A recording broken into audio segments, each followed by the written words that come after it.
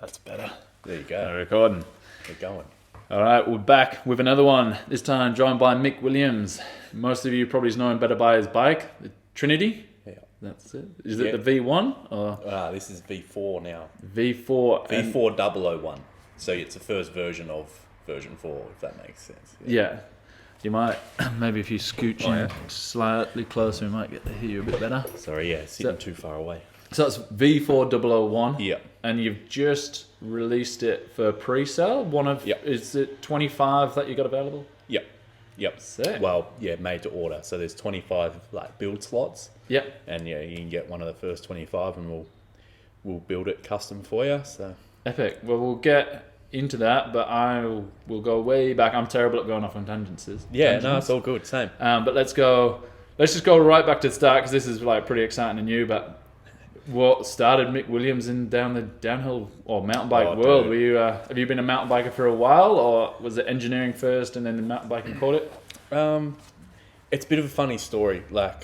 It's been a whirlwind few years, I guess, but then I don't know, kind of not at the same time.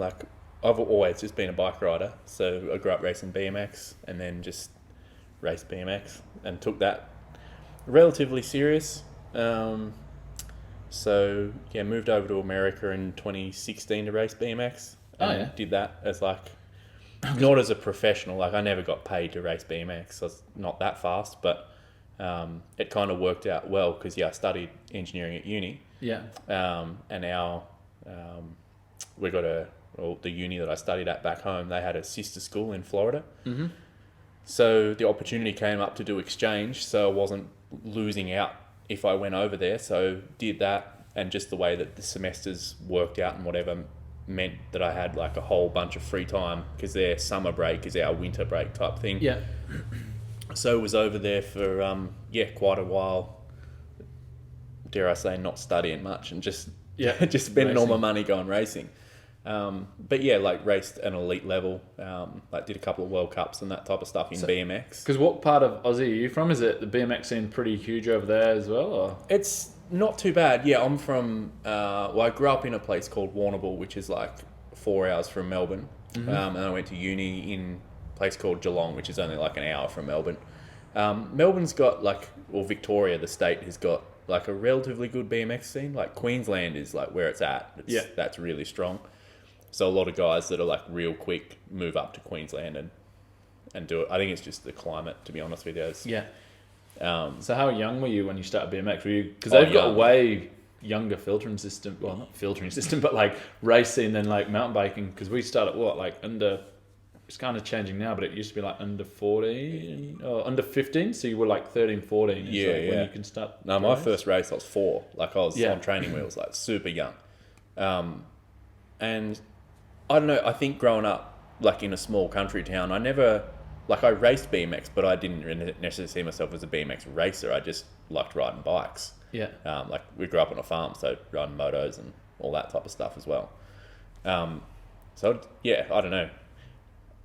Just a bike rider, I guess. Yeah. And then you were straight racing and.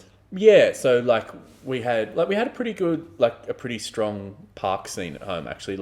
A lot of the good riders at home, if I were to think of good BMX riders, they were park riders. Yeah. I did a bit of that, but I was never that good at it. But loved doing dirt jumps and park and all that. But my thing to compete was racing. You're going fast. Yeah. It's a bit like me. I think as much as I've always liked to try and dabble in tricks growing up and things, or you do a one-hander suicide, then maybe even a backflip, and then. But I was never comfortable doing that. Whereas going fast was always felt a lot more natural. For sure. Do the same. Yep. And then, I just enjoyed going fast. It was good. I was probably better at it too. I know. I wasn't that good at. Some of my mates had 360 spines and shit, and I was I just ended up hurting myself too much trying that. So I just enjoyed racing more. But raced junior elite, and then went off to uni. I wasn't fast enough at that time to go into elite and have a good crack at it. I was mid-pack junior elite, I guess. went to uni, and then did a couple of world champs while I was at uni, actually, but just like age class, not elite. Yeah. So how many people get selected for world champs in BMX? It depends whether the world champs is in your country or whether it's out of your country that year. It's a little bit different to downhill.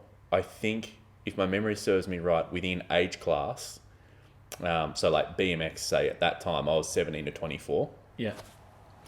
And you had to, it was either top 8 or top 16. I can't remember which one. But if you got top 8 or top 16 in a national ranking of the same year, you could put forward like your application to... You could put forward an application, yeah, and they'd either select you or not.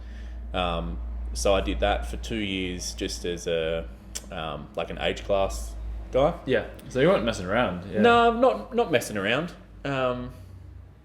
And then the following year, I raced elite. Like, I felt fast enough to race elite. Never had any like great success or whatever, like kind of mid-pack guy. But yeah, that next year I was in America, and America was sick because America's kind of like their, for lack of a better term, like their professional racing runs so deep. Like, that's what I was going to ask. Like, going back to when I was asking about the scene in Australia, then jumping to America where everything's bigger and better and more crazy than anywhere else. How was that for your competition and for your riding itself? It's insane. Like, I remember getting blown away because I was living in Florida to study, and then the first big race that I went to was it was the Gator Nationals, it's called. So it's at Oldsmar Gator Nationals because we've got gators all. Oh, Gator, yeah. Like alligator. But they had. Well, it was when I was there. They'd just built a brand new Supercross track, so like Olympic spec track, 8-meter hill, all that shit. They'd just crocodiles in between the doubles.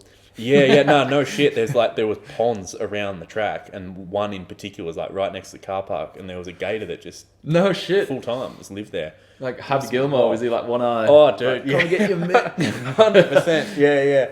No, it was wild. Like, that was one of the best times of my life, I guess, because I was young and dumb and whatever. But and you went to the US by yourself as well.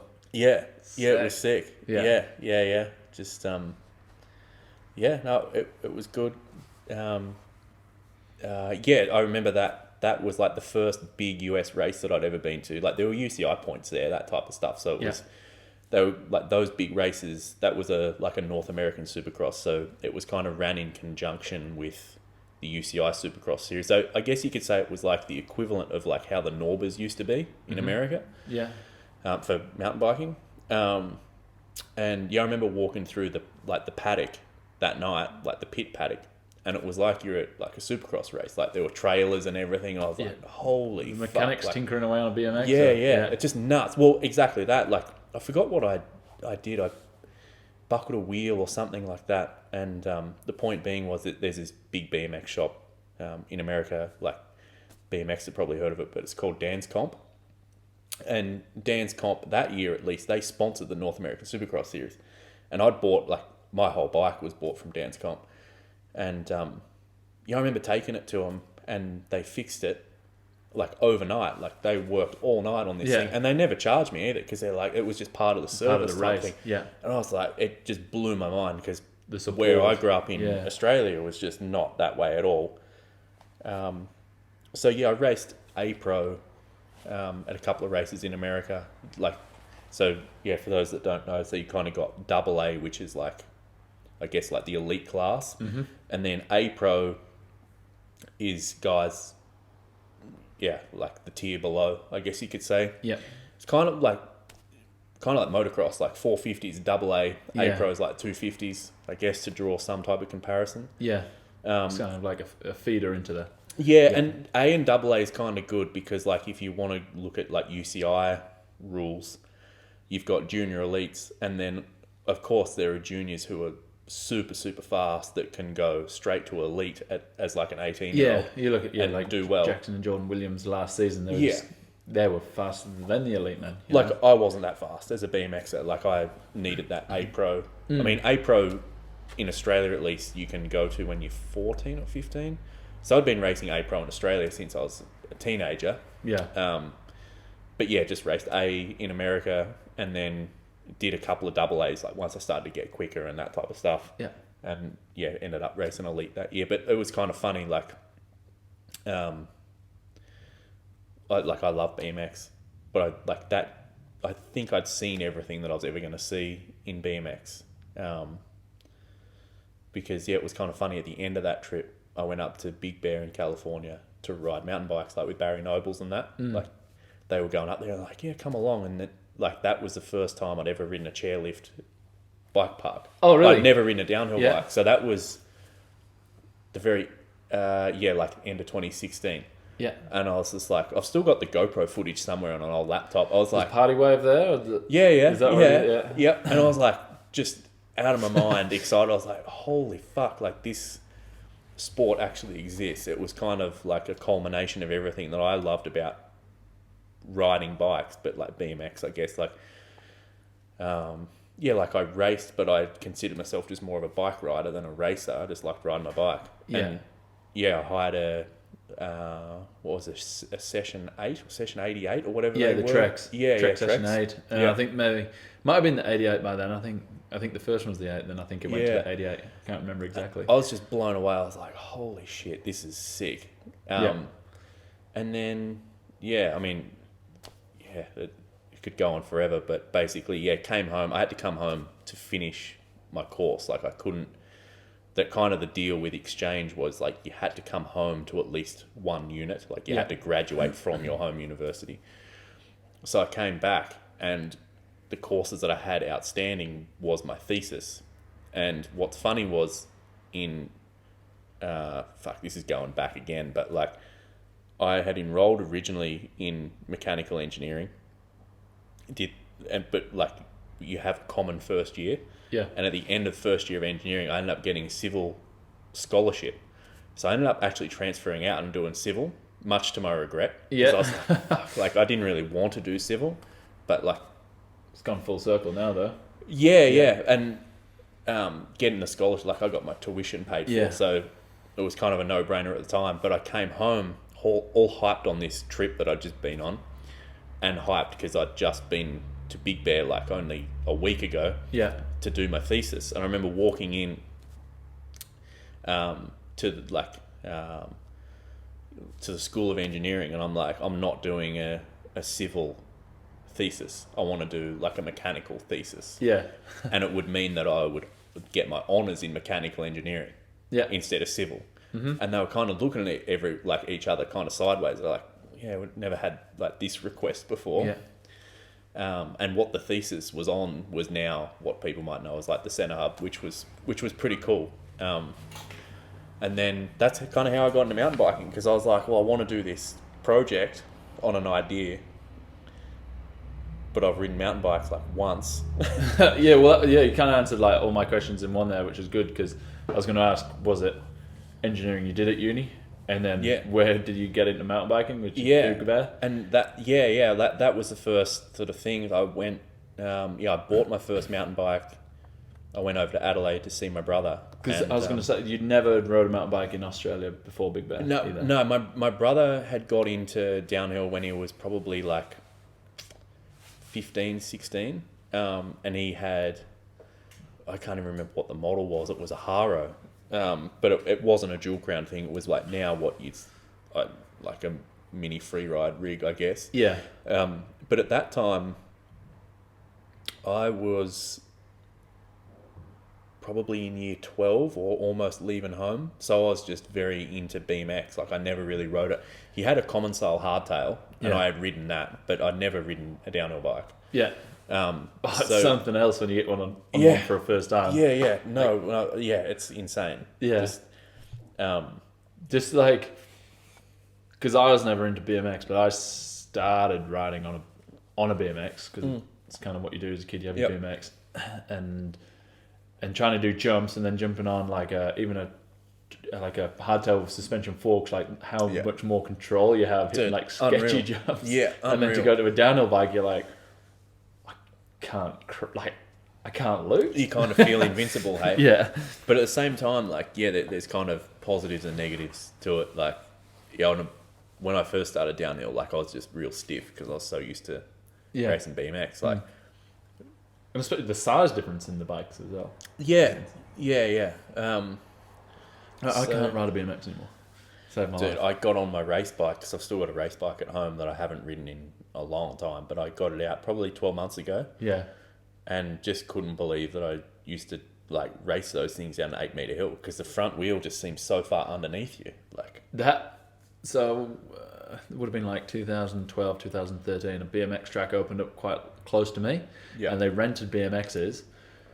And I was like, so I was going like once a week, and then obviously you tell your mates you're going to have a race, and we went down the first straight. I think I got to the third roll. I pumped it that hard, and because the head angle's that steep, I just crossed up, just pumping the bike, which I'd never thought was even possible. I hit the deck so hard, I wasn't jumping, just pumping a roller, and I crashed the thing because the head angle was that steep. Yeah. What did you feel? Yeah, like what did you feel? Now you're obviously making geometry for bikes. What was the biggest thing you noticed about the BMX? Was it that front wheel? That you just like, how did I ever ride with this? Yeah, like in hindsight, yeah. At the time, it feels normal, I guess. But I think I don't know. There's probably a lot of people thinking that I'm not qualified to design a bike, and it's probably true. But I don't know. But at the end of the day, I feel as though, like I said, like I would like to think I'm just a bike rider at heart. Like I'm into motos, I'm into BMX, I'm into mountain bikes. I'm just a bike rider at heart. Did you? And once you jumped on your bike, were you like, I'm gonna make my own? Do you see it like that? No, is it not? No. It's kind of funny how it might come across as trying to be humble or anything like that, but it's like legit. This is the way I saw it. Like, because I got asked only just before I got brought onto the Trinity thing. Like, it was one of my best mates. It was actually at his wedding. He goes, because we were talking about, because I just started doing WRP stuff. Yeah. And he goes, oh, would you ever make a frame? And I'm like, no way. Like, that's way too complicated. Like, I've got some ideas, but I just never, it's out of my league. Yeah. And then sure enough, like, a couple of months after that, the two guys that are also part of Trinity, I kind of got brought in the discussion, and here we are. But let's go back to you getting back to Australia. And, and now we're starting to pick up a bit of momentum with the mountain bike side of things. So you finished, do your thesis? Yes, I university go well, and you finished? And... Yeah. It went good. So I finished that off in... Yeah, it's actually fun. So I finished that off in the very end of February 2017. So 6 years ago, almost to the day. Yeah. And what's super funny was, I'd made this part. You say it was a center hub? Yeah, the center hub. So it's like front freewheel. It's a product I sell at the moment through WRP. Yeah. But that was what I did my thesis on. Yeah. So I finished that almost 6 years ago to the exact date, and I had this block between, because I had this grad job that I needed to work for, this civil scholarship that I got was through this company, and I needed to work for them after university. So I had this window between like finishing uni and starting for them. I think it was only like a week, and I'm like, fuck this, I want to do a mountain bike trip. Really didn't know anything about mountain biking at all. And I heard about Queenstown. I'm like, I'll just go to Queenstown. Quick flight from Melbourne. Yeah, it's 3 hours. Is that where you flew from? Yeah. It's like easier to get here than to Perth, probably. Well, it's easy to get to here, like from Melbourne to like the nearest, I shouldn't say that. There are good mountain biking places closer than that. But like, as far as like the nearest mountain bike park to Melbourne is, say, Bright, like downhill. Yeah. And that's 4 hours. So it's like almost legit. It's Well, I should say from where I live at home, it's almost 5. So it's like just as easy to come here. So I came here with this old clapped out Commensal V3 that I had, one of the green ones. Yep. And dude, I was like, I don't know what a deer in the headlights. Like, I was just overwhelmed. I was like, holy shit! Like, this is like nothing I'd ever expected. Yeah. I'd been to Big Bear only like a few months before, but like here's way better than that. I was just blown away. Like I went for a ride over to Dream Track, and when you go from Skyline, like kind of through the creek, Yeah. and the first jump you come across is that fucking huge Like double at the It's bottom. virtually the last one. Yeah, and there was a 20-tonner sitting just before that, and I was just like, I was convinced that no one could jump that. I was like, nah, there's got to be some type of gimmick. I had the same thoughts, and I was like, nobody must ride this. No. When I came to town, I think when I came to town, not many people did ride Dream. Yeah. But like now. Yeah, and that kind of trips me out sometimes. Like fast forward a little bit, and like I've been riding it for the last couple of years, and I'm like, that just kind of trips me out because you have these, I don't know, expectations is the wrong word, but mountain biking's taken me further than I thought bike riding would ever take me, because I never thought. I came to town, I was like, well, I'll just rule them out now. That's not me. I'm not gonna yeah. But then you see everyone else, and you just I guess Yeah, kind of get dragged along with the. that's why with the Queenstown's crowd, good, hey? Like the progression is just insane. But yes, I came here, was here for it wouldn't have even been a week. It would have, I don't know, a few days, I guess. I actually submitted that thesis in the McDonald's out at Frankton, which was kind of funny. It was like 4 a.m. I was like, fuck, you got to finish this thing, dude. Yeah. And then, rode the bike park a few days.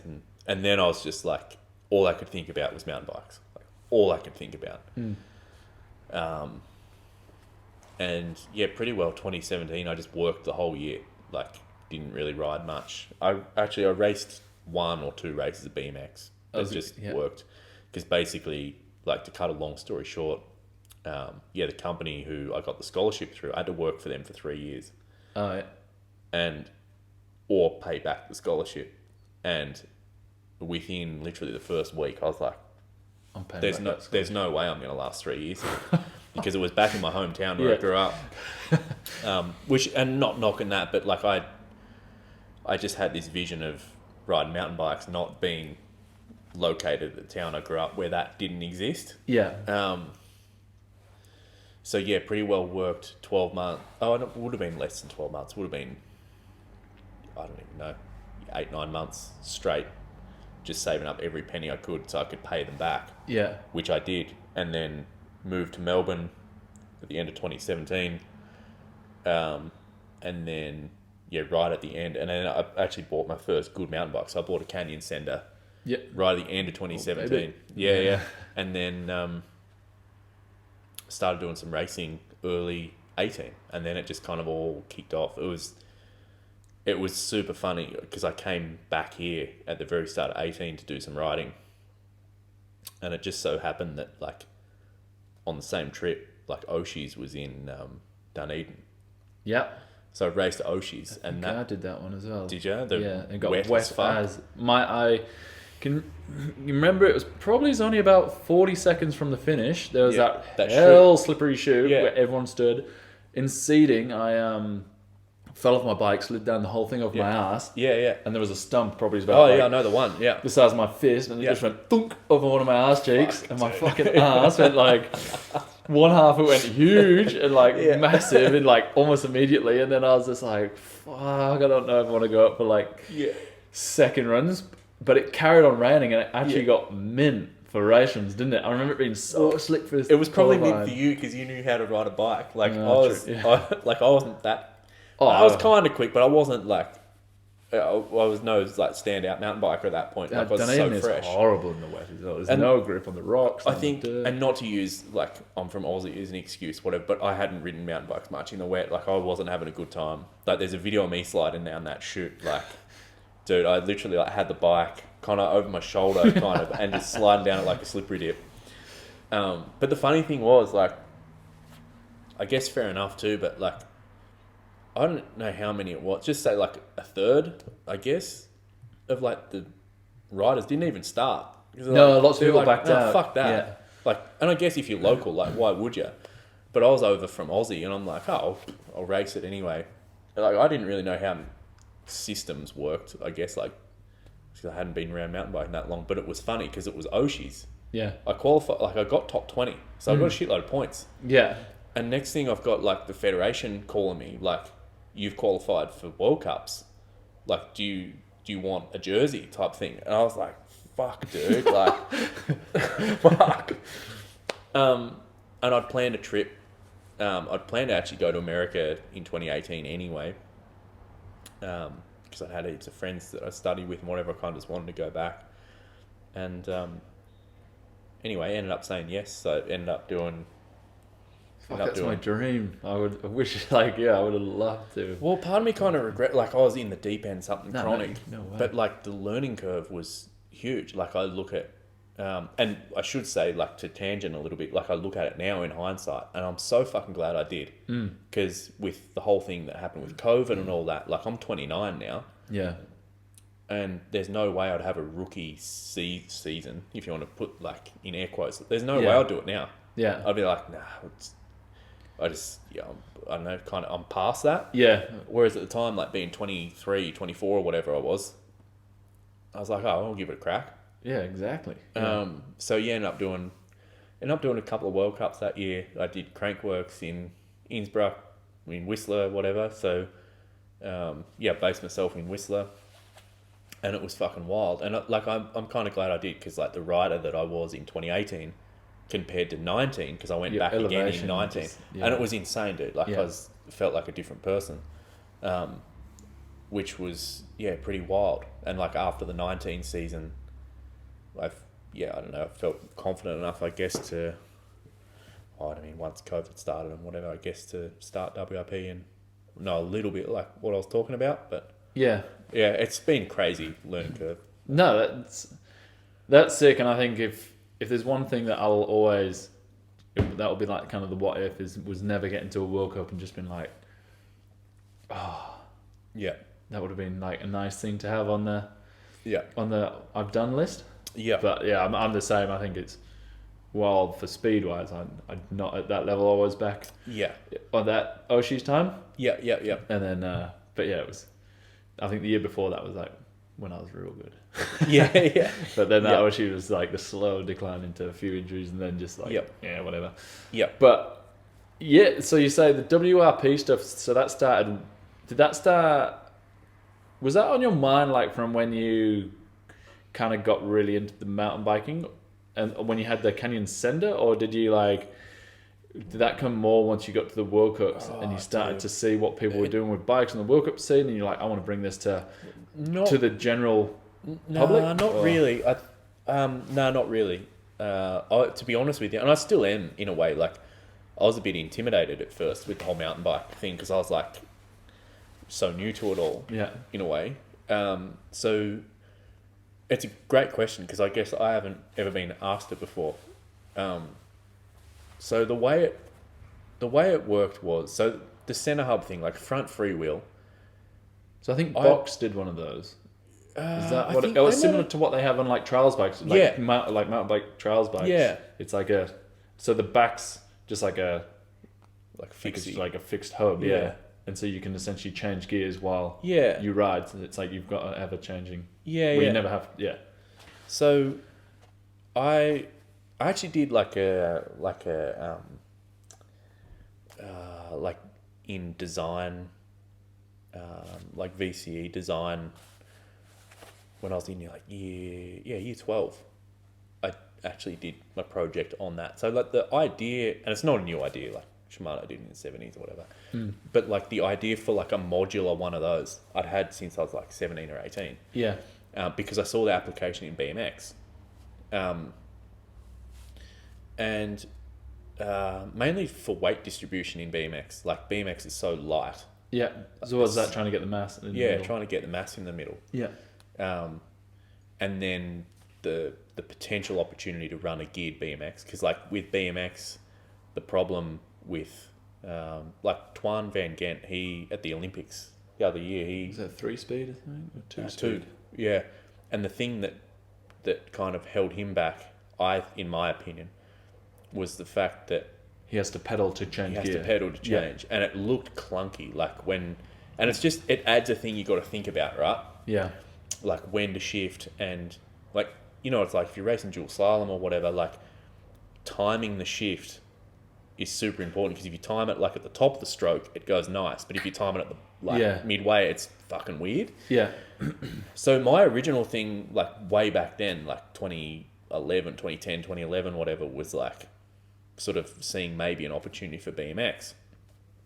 And then, yeah, the years rolled on. I always kind of had the idea. And then when I did the thesis on it at uni, basically it was the well, actually, that's right. Yeah, because the university had this, like this accelerator program for like startups. Mm-hmm. And was that like a grant or something? Yeah, it was 10 grand. Yeah. And yeah, when I graduated, I got invited to participate in their accelerator program.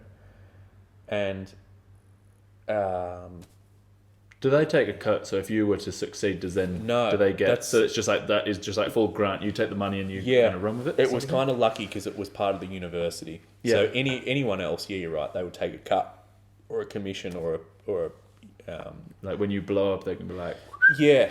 But the unit at that time, at least, that program, it was specifically like for graduates.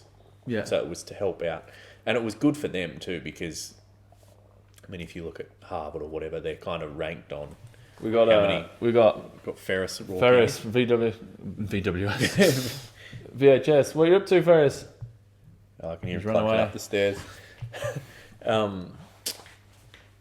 Yeah, so that was good. It is an initiative to help students, because their ranking goes up if they have more like successful alumni. Yeah. So it's a win-win for them, I guess. Yeah. But anyway, and like I'll still say now, like I just make parts. I'm not really a business person, I guess. Yeah. So like in that accelerator program, I was kind of like, part of it kind of frustrated me, because I was like, well, I've built the hardware already. Like, what am I doing here, type thing. But it was really good, because like one of the things that they told me to do was to incorporate a business. So that's where WRP, like Proprietary Limited, started. Yeah. Was because basically, so what the 10 grand went to was an initial patent.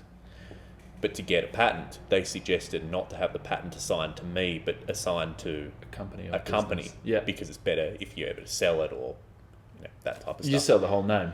Yeah. Yeah. Yeah. So that's how WRP, like on some WRP shirts when I've got like established 2017, like I didn't start doing jack shit until 2020, but like legitimately that's when the business was established. And that was kind of a prerequisite of the accelerator, like, get your shit set up. So did that, but again, it was just kind of sitting dormant.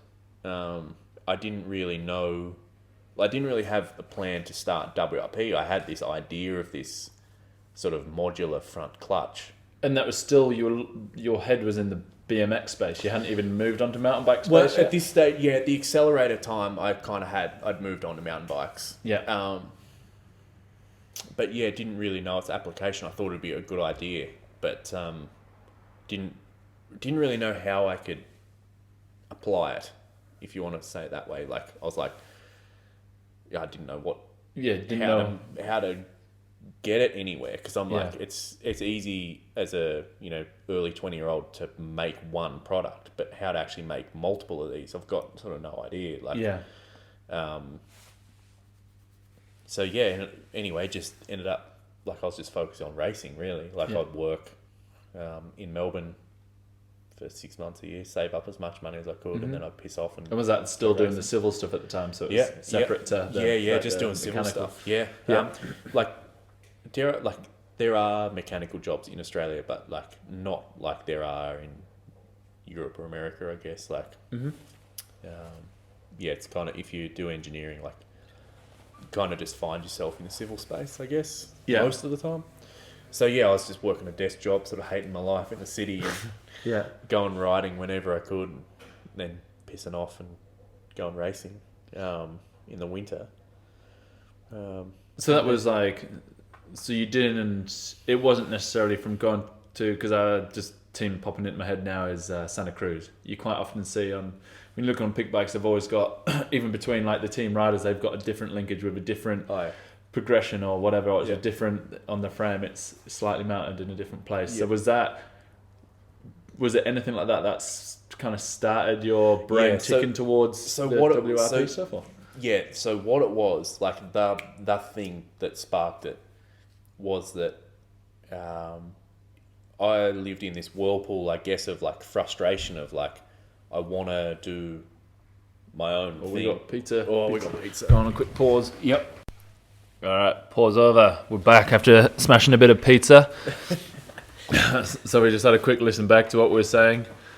So it was about what sparked WRP and your thoughts and... Yeah, for sure. So, like, what I think I was saying, I was kind of in this whirlpool of like frustration of I had sort of this one idea and couldn't really get it off the ground. I guess like in 2018 when I was overseas, mainly in America, well, I met with a few people. I met with Chris King and stuff like that, like at their facility to talk about this product. Yeah. Because I was thinking, well, maybe like I had a patent on it, right? Like maybe I could sell it or whatever. No one was really interested. So I was kind of in this world of like being a racer and I don't know, had this idea, whatever, blah blah blah. But like the thing that got it going was that in 2019 a friend of mine, Jackson White from back in Australia, he's a quick downhiller. Him and I raced Snowshoe World Cup. So it was actually pretty funny. So we're in Whistler for Crankworks, and then we drove from Whistler to Snowshoe, which is I don't know how many hours off the top of my head. I'd guess around 40. I guess. Full working week. Yeah, and dude, it was so wild. Like, because we were in Whistler for like at the time of Crankworks, but we didn't race Crankworks, so we were like, fuck, these crowds are too much. We'll go to Sun Peaks, which I recommend anyone to do because Sun Peaks is fucking sick. Yeah.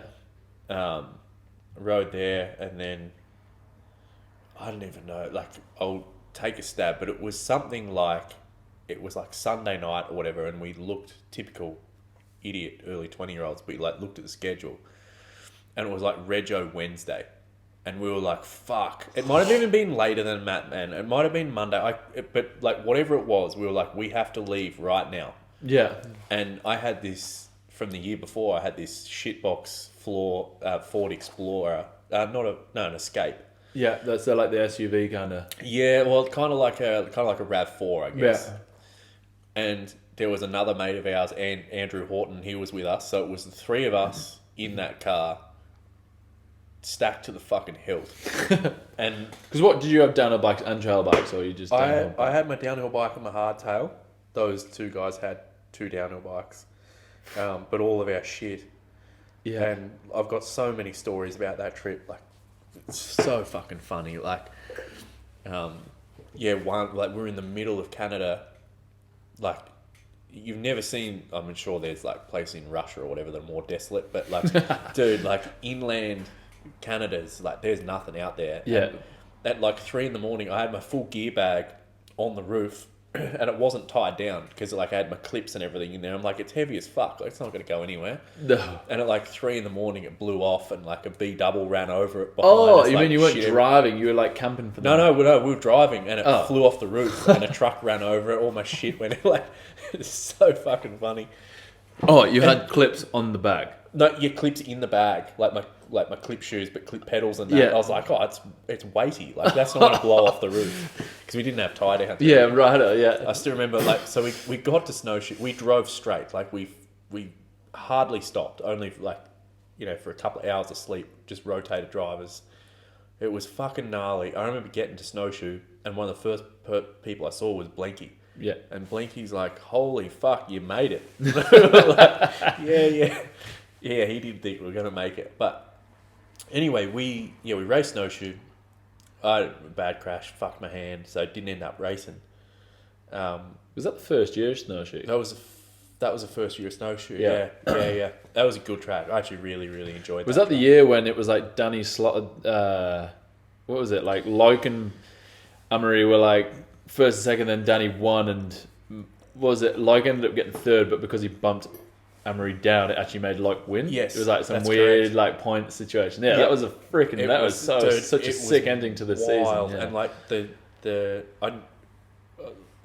haven't done a heap, but of the ones that I've done, that was the loudest World Cup I've ever been to. Like it was. The American fans get around it too, but just because of the tension around those few guys that you just mentioned, like it was fucking gnarly. It's like finales like that make being a fan of a sport so worth it, especially when you're like analysing like the points and the what like to be totally honest. And coming into that round, I wasn't really analysing the points, but I kind of know who's where and what's going on, and you kind of doing the maths yourself, and you're like, no way, it's actually like storybook ending for sure. And the other thing too, like you said, like first year of snowshoe, so it was like this new track, like it was kind of up in the air about who was going to go quick and all that type of stuff. So I was a bit disappointed I didn't race. We tried like literally duct taping my hand to the handlebar, but it was too sore. Anyway, point being was, like you said, Danny won. And we had a little bit of footage of ourselves riding. And at that time, like mullet wasn't really a thing. Well, it was that year was the first time that UCI had lifted the rules. Yeah. So prior to that, it didn't state a wheel size, but it just said front and rear wheel have to be the same size. Yeah. 2019 was the first year they lifted that rule. So a few factory guys were on a mixed wheel size bike. So they had custom linkages, stuff like that. Danny Saracen, he had that. That float and brake. The float and brake that year as well. Yeah. So anyway, like I was like, oh, that's cool. People on mixed wheel size. Like I said, like I've ridden moto for a long time, and it just kind of made sense to me when guys starting to run mixed wheel. I'm like, makes sense. Yeah. And Jacko and I were on 27 wheels that race, and the next weekend after snowshoe was the US Open back at Big Bear. A few years on from when it was first there, but back at Big Bear. So we had to finish racing snowshoe and then drive back across the country to the west coast. No shit, that would have been a mess. That would have been even bigger than fucking huge. But Andy flew home from, from Cleveland or something. Basically from snowshoe. So it was just me and Jacko driving back west. So we had a lot of time to kill and just talk shit. And we had a couple of videos of ourselves riding snowshoe that we were watching in the car, just kind of talking shit. Obviously, we were talking about the top guys, and they were going fast, and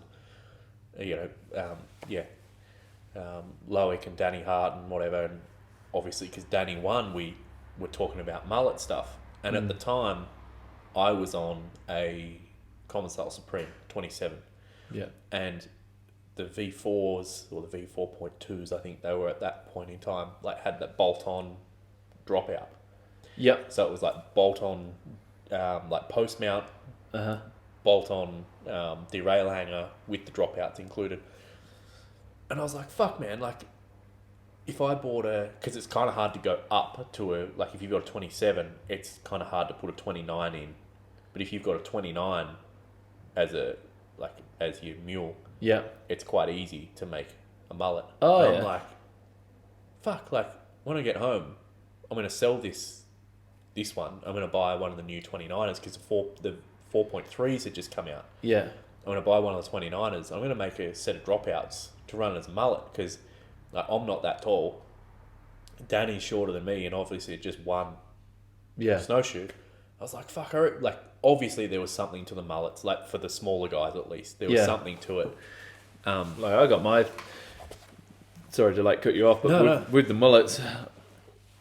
Me personally, when I ride, I've always, and probably like a lot of people, you always tend to put a grippier tire on the front and a less grippy on the back. Yeah.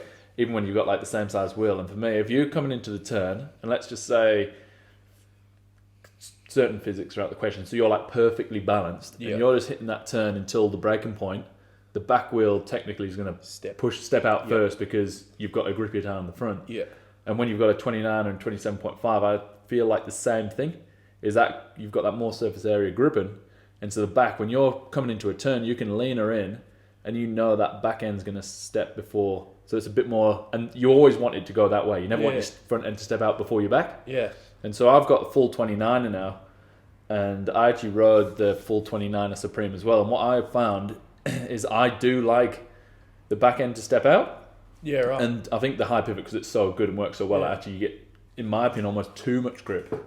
Yeah, right. With, again, I'm not used to the bike. I used it a tiny yeah. little bit, but I Yeah. found I had too much grip. So to get that back end sliding, I had to really chuck myself in. It was quite scary to push that back end that much. And then on my bike now, I got the TR, which rides like really like how it rides, but I think I'm going to go to the SX for that same reason. As if you're going into a turn and the back end does break away like quite well, but still, if I could just relax a bit more and it naturally steps out, because when you're leaning the bike in and it just, you push it to that tipping point of it breaking free and it breaks before the front. That's a really good analogy. Nice, like, I've never thought about it that way before, but it makes sense, hey? I've always noticed from going from 26 to 27, like flat turns, because everyone not only, but lots of people always have always said it rolls so much quicker. And I've never noticed the rolling speed. I've always noticed the grip in corners and you leaning it over, and how it's almost like I can feel how much surface area of that tire's on that turn, and like the breakaway point is just like so much later. So if you go from a 26 to a 77, you can lean it in and it breaks, like you lose that traction so much later on a bigger wheel. And then 29 is the same thing again compared to 27.5. You can lean it in and you'll lose traction way later. But I want that in between, which is that mullet of you don't want the front to lose traction, but you want that back to step out to. Yeah, I guess. Yeah, I've never thought about it that way. That's a really good analogy. I think. It depends how you ride too, eh? Like I kind of. I'm a bit of a back brake rider, and I think a lot of that, to your point, and I've thought about this for 2 seconds. I could be wrong, but I think a lot of it would be to do with like your effective axle height and like your bottom bracket drop. Because you imagine if you're on a 29er, your bottom bracket drop is going to sit lower than your axle. So So say on the metas, I think, like off the top of my head, I think the bottom bracket drop is like 34 mil. So your center of your bottom bracket sits 34 mil lower than your axle. Yeah. Whereas as soon as you mullet it, like if you full geo correct, that axle's going to come down 19 mil. Yeah. So the distance, like the vertical distance between the middle of your bottom bracket and the middle of the axle is now reduced by say 20 mil. So I think that's why it would lose traction so much easier, because you're not in the bike so much. Like to actually tip it over now, you've got less leverage to actually get it sideways. Yeah. So I think that's probably what you're feeling. Yeah. But yeah, I've never thought about it that way. That's what I've always. And I was I've always just put it to the amount of like surface area of tire you've actually got on the ground. Yeah. Obviously less surface areas. I reckon that's definitely got something to do with it. I reckon it's more so the axle. I'm like, bottom bracket drop. I'm very basic when I come to like my descriptions. In terms of like geometry, if people ask me what head angle I got, don't know. Bottom bracket height, reach. I just I'll jump on a bike, and if it feels like it fits nice, like I'll just ride a bike before I buy it, and I won't really tend to even compare it to my last bike. Like I had a kind of process before the Commensal. Yep. Honestly, couldn't tell you what any of this, other than the wheels are bigger on my new bike. Couldn't tell you. And the travel. I look at travel. Yeah. You know, it needs to be like my new one's 140. My last one was 158 because it was a process 158. Yeah. That's the only reason I know that. Yeah. But yeah, it's cool to have someone like yourself as well, and like the way I think we both think is way different. You might turn me around, but I feel like I'm very basic. But I think that's half. Like I kind of analyze a bit, but I'm kind of basic as well, like on the principles of it. Like, I don't know if it feels good. I think that's good. I maybe try to reverse engineer, I guess, rather than like come in with like a precedent, which I feel as though maybe sometimes the bike industry does. Like, this is the best thing going, you need this because this is what... I sometimes feel maybe as a reverse engineer, like I ride something, I'm like, whoa, that feels really good. Why did that feel really good? And then I ponder it for fucking ages. But yeah, back to the thing. And that's kind of how it all happened. A similar kind of reverse engineering thing. I was like, obviously there's something to that mullet thing because Danny just won. So it's not bad. Yeah, it's not bad. So yeah, got home, ended up buying a 29er, and yeah, making a set of dropouts for it. And Yeah. I loved it. First ride, I was like, this is really good. So what did you just make dropouts for the back wheel, or did you go like, did you get like different bushes as well? The what do they call off center bushes? Yeah, no. And the shock, or was it just the rear dropout you changed? Just the dropout. Can I see that? Yeah, man, go for it. I'm not going to have it anyway. I've got to drive, so I'm on one.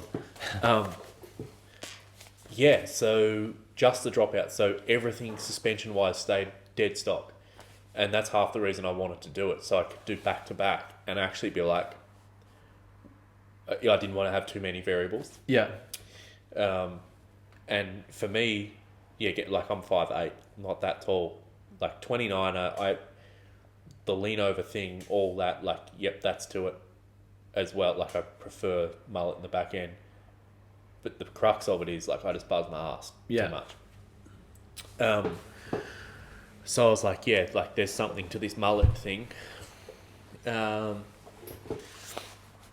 I know how to set for myself, and then a whole heap of people wanted them because those bikes are very popular. Like Common Style Supremes are very popular. But they're a sick bike, and yeah, they proved it on the World Cup, as well as like through private, like professionals, like privateers have gone so well, and they're 100%. so affordable as well compared to like anything of the equivalent. Well, like particularly in the not say like last season, but say like I don't know 18, 19, 20. Dude, it's like every privateer was on a fucking Supreme. Yeah. For good reason too. But made one for myself, and then people kind of that's right, because I made a set, and then I raced Rotorua on it. Yeah, Crankworks. Yeah. And that kind of got a heap of attention just because it's Crankworks. Yeah. So you're there on something just a tiny bit custom, and people want to know what you're on about. Yeah. So then I sold a heap of them. Is that something you still make now? Oh, I guess it is. Now a bit, I haven't sold one for quite a while now, but I only sold one probably last month or so. I guess Commensal do their own mullet option now too, so it cuts you out a bit. The mullets. That model is a little bit outdated now, but a lot of people still have those bikes. So I still get hit up for them. I actually keep a fair few in stock just because I made a lot of them. Yeah. But yeah, off the bat, I sold a heap. I'd have to have a look. If I looked at my website analytics, that wouldn't be very accurate because at first I didn't even have a website. I was just selling them through like PayPal. Yeah. Someone would hit me up and I'd be like, "Oh, flick me whatever." Pretty much just cost price, and then I sold enough of them that I was like, "All right, I'm getting sick of DMs. Like I need to set up. I need to set up a website." And then it was kind of funny because I was like, oh, well, this has kind of worked out okay because I had this company that I incorporated back in 2017. Yeah. Lucky I did it then type of thing. Like it was all set up. It was just sitting there dormant. Yeah. So I was like, oh, this is sick. Like I've got a bank account that was just sitting there dormant. I've got the company incorporated. So, okay. And WRP, like Williams Racing Products, I actually felt like a bit of a wanker using that name. Like I didn't want my name in it. Yeah. But it was like when I was setting the company up back in 2017, I had no idea what to call it. I needed to call it something. It's like when you're a kid and you start your first email address and it's like Big Pimpin' It. Yeah. Dude, yeah, I looked at mine the other day and it's Mick_loves_BMX_76, which is my race number. Yeah. I was like, oh fuck, that's so embarrassing. But yeah, I felt like a wanker calling it Williams Racing Products. But I was like, back in 2017, I needed to put something down to register the company. So that's just what I put down. And I was like, oh, fuck. Okay, well, this is the company. It's going to cost money to make it another name. So yeah, okay, this is what it is. And then it just kind of snowballed. And then a friend of mine hit me up for a link, like to mullet his enduro. The specialised enduro, you mean? Yeah. I'd actually made a link for my Meta TR just before that, and then he saw that and was like, "Could you do that for my enduro?" And was that to increase travel, or was that for like? It was more mullet, but up to mullet it, but it also increased travel. Yeah. And I think that part was really what kicked it off for me because those bikes, unbeknownst to me, and again, I try to be pretty, I don't know, realistic with it. Like, I'm not a bike mechanic. Yeah. So I've obviously wrenched on all my bikes, whatever, but like, I'm not the most knowledgeable bike industry person by any means. I didn't really know how popular those bikes were. And then I, sold 2, 4, 16, and it compounded. And I was like, holy fuck, like this is... Yeah. I think I've seen them. They're that tiny little chip at the... Yeah. It steamrolled. And then all of a sudden, within a couple of months, it was like... Yeah, it was getting pretty gnarly. So what have you got now? So I've seen your links on the... Is it just the Meta TR you make them for, or is it the AM as well? Have you made a link? And then I've seen your ones on the Enduro. So they use the same yoke on TR and the AM, which is kind of cool. Like same clevis. So yeah, it's totally interchangeable. So I only need to make one. So that was good. Yeah. And that's for the mullet. That's mullet. So that's the mullet, and then does that increase the travel as well? That increases the travel as well. On the TR and the AM, or just on... Yeah, on both. On both, Because effectively what you're doing with like a clevis is you're maintaining the stock leverage curve. It's just now, because you've got the same rocker, it's just that clevis is essentially like extending your eye to eye of your shock, your effective shock. Yeah, so so you're not being so raked out. If you just threw a 27 on the back, it would rake your forks out and your back end would just drop down. So this is just to keep your axle height the same, is it? Yeah, well, the axle height goes down 19 mil, so it means... Sorry, So all your bottom bracket head angle is dead stop, that's as it was. But what it does is, you maintain your stock leverage curve because you're not touching the rocker. So if you imagine like a graph that's like shock stroke versus travel. Yeah. And you've kind of got a slope on that graph of like your leverage curve, is that like if you didn't have a shock in your bike, your swing arm will cycle through a fairly large bandwidth of travel. Yeah. Once you put a shock in there, then it's limited to that sort of range. So with that particular part, like you're keeping your stock leverage, your leverage curve, it's just sitting in a slightly different portion of that curve. Yeah. So yeah, essentially it starts earlier and finishes earlier. So it feels essentially the same, but slightly different, but it maintains the same curve. So you're not radically changing it. Yeah. Which is nice. Like, I don't really want to get into screwing with the engineers. Well, they've done a fair bit of R&D themselves. They have. Yeah. But what it means is when you do that is that you nearly all the time you increase the travel just a little bit because you're moving that portion of the stroke into the portion that has a little bit more progression. Yeah. So you get more stroke so you get more distance travelled for the ratio of stroke that the shock needs to travel. Shock, so you don't have to change the shock. Yeah, you don't have to change the shock, but generally speaking, you get an extra 5 or 6 mil. Yeah. Which is kind of cool. But yeah, it just kind of snowballed, I guess, and then everyone wanted, like, it was kind of, I think a lot of it was just timing. Like, mullets were the thing in like 2021. Ended like 2020, 2021. Everyone wanted a mullet, and the industry, like, I hate that term, the industry, but like the industry hadn't quite caught up with it yet. With the shortages around the world, because that was COVID, so nobody could get any parts anyway. And I think part of it was because, it's like to, I guess, like even being in Queenstown, and that's what I love sort of about Queenstown. But I think a lot of it was just that I was lucky in the fact that we were doing some privateer racing that year. So like I saw what some of the privateers were on, that maybe if you were removed from that, you might not see what those guys are doing.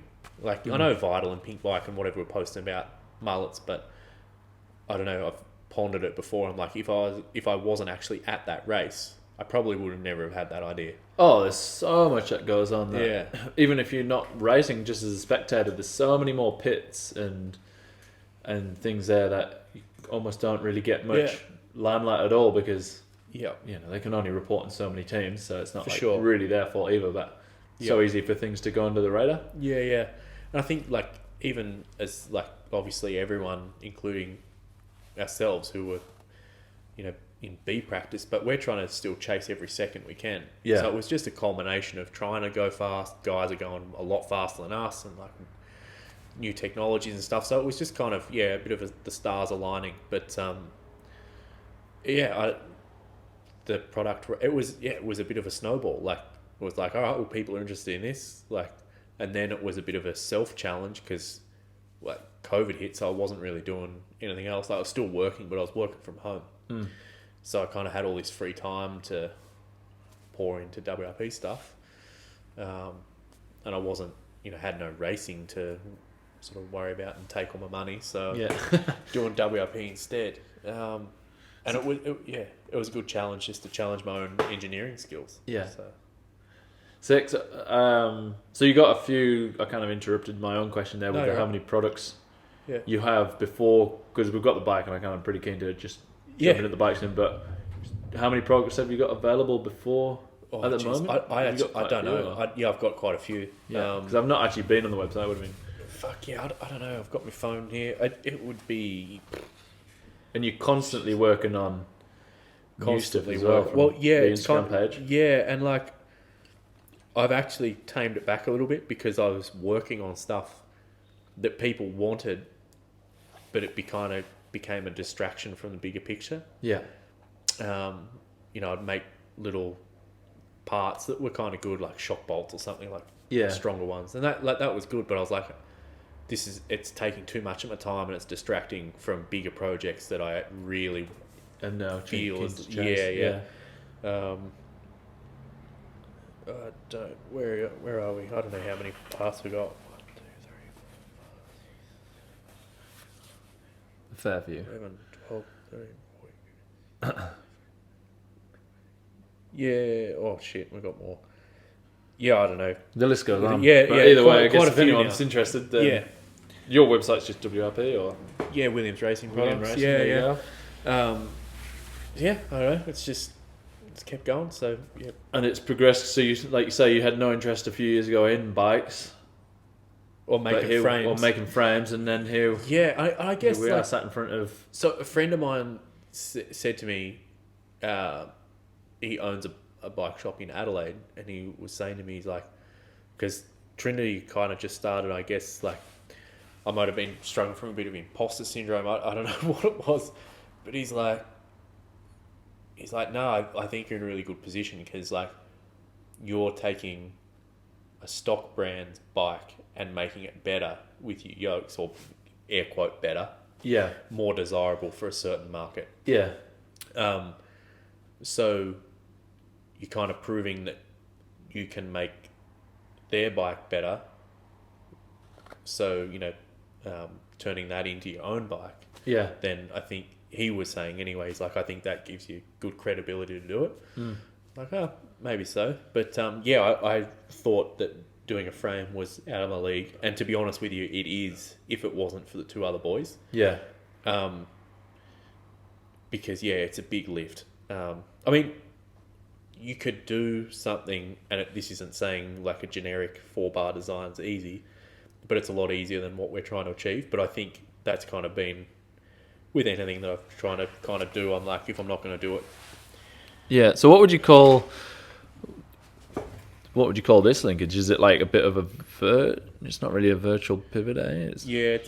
It's a virtual pivot. So it's like technically like a high virtual pivot. Yeah. Or a mid-high virtual pivot. So it's kind of like inverted rocker, because if you imagine that was flipped upside down, like kind of puts it off with the high idler. Yeah. But you imagine that was flipped upside down. It would look kind of like look a generic. 4-bar. Yeah. It would kind of look like a 4-bar. But it's that inverted, like upside down. On its side a bit. So obviously now you need to run an idler and stuff like that. But technical term would be like a virtual high pivot or virtual mid-high pivot. Like a bit of a VPP. Yep. Thing going on. Feels similar in nature. Yeah. So to break down the bike, I think the first thing when you rolled her in this season is obviously the front triangle is made of chromoly, and then the back end is full alloy. Yeah, full alloy 6061. Yeah. So what's the reason for the two different materials for the frame? Oh, it goes so deep. But basically, when we first talked about doing it, we had a whole heap of different methods that we chucked around, like carbon, alley, all that type of stuff. Chromo, like I shouldn't say we settled on chromo because we never settled on anything. We were like, we'll try it, and if it works good, we'll keep pursuing it. If it doesn't work, we'll scrap it and we'll do something else. Yeah. But chromoly was something that I was always interested in pursuing. And Nigel, who's a third of Trinity and who welds them, he's got he's old school BMXer, but his whole sort of career's been, he was with Ford for almost 20 years, but like his whole thing is making race cars. Yeah. So obviously 4130's used a lot there. So as far as a fabrication method, he was like, I really want to at least start with 4130. Yeah. Particularly as a mule, because you can do it. You can, if it's not quite right, you can chop it and re-weld it. And it's pretty versatile. Is that just like the structure of how the metal is? It's quite easy to use. Well, I guess because it's a steel. Yeah. It's very strong when you weld it. You don't necessarily need to post-weld heat treat it. Yeah. Like you do with alloy. Yes. Yeah. Alloy's a bit of a bastard like that. It's super, super strong. Yeah, super strong. You always see the welds on the steel frames are much smaller. Yep. And way tidier than on the big chunky alloy. Yeah, exactly. 4130 or any chromoly, but 4130 is very, very strong. And it's just, like I was saying, if we needed to modify the frame at all, which we did a lot, there was stuff like tabs and stuff that we just welded on in situ. We're like, the bike's literally sitting here how it is in front of us. And we're like, we need a tab there. And the structural integrity of the steel stays the same. Yeah, cool. As long as you did nothing stupid. Yeah. Just a little tab is fine. Yeah. So as far as workability for a prototype for us, it just made sense. And then I assumed, I'd never ridden a chromo downhill bike before this, but I assumed from the BMX sort of background that chromo was going to feel good. And from stuff that I'd read before, like Nico Vuliez's bikes, all of them are chromo. Yeah. I expected it to feel pretty good. And version 1 surprised us all quite a bit. There was stuff on it that in hindsight now is kind of embarrassing because it was shit. But as far as what? The main frame, I shouldn't be too hard on ourselves, but because you need to start from somewhere. But the rear end was shit. The rear end was chrome alloy. No. That was aluminium. As well.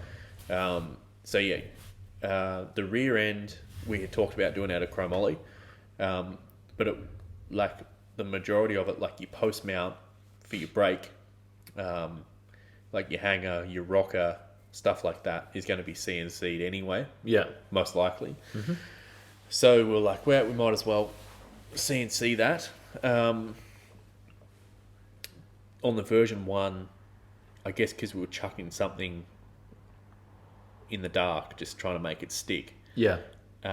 It was good, but it was too thin.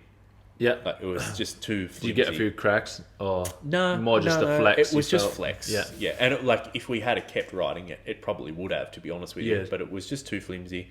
But a lot of it was just our... it was more so our approach to constructability. I think version 1 surprised us. We're there's a lot more to this than what meets the eye. Even appropriate preloading of bearings and all that type of stuff to actually make the rear end work. And again, like I was saying, because it's not super complicated, but because we've got a little bit going on. Yeah. Everything kind of needs to be in check, I guess. And was there any particular bike that you looked at beforehand to look at things like the geometry and you were like, these seem to work and we're going to go for a similar reach to this and that? Yeah, a little bit. So we've mucked around with Geo a lot, probably more than we've given ourselves credits for or post on Instagram about or whatever. But we've mucked, every bike. So this is V4. All of them have been slightly different. Yeah. A lot of it was kind of looking at stuff in theory and then overlaying that with kind of heuristics of other bikes that we'd ridden. Mainly, myself had ridden, I don't know,